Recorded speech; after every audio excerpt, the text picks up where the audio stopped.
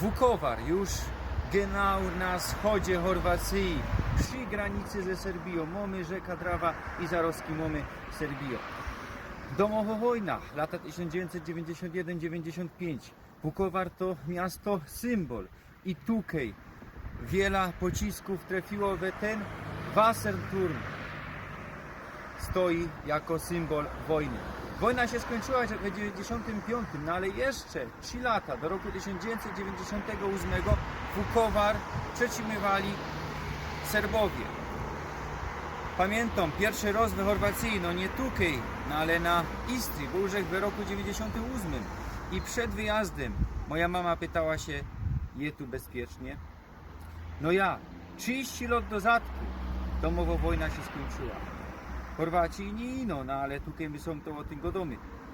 Bili się o swoja niezawisłość. I dobrze, co dzisiaj mają swoje własne państwo.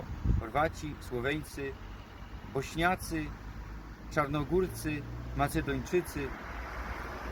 I niech jak najwięcej nacjów ma swoje państwo w Europie. Szkoda, co nie każda nacja ma na świecie swoje państwo. A to wszystkim nacjom się przynależy.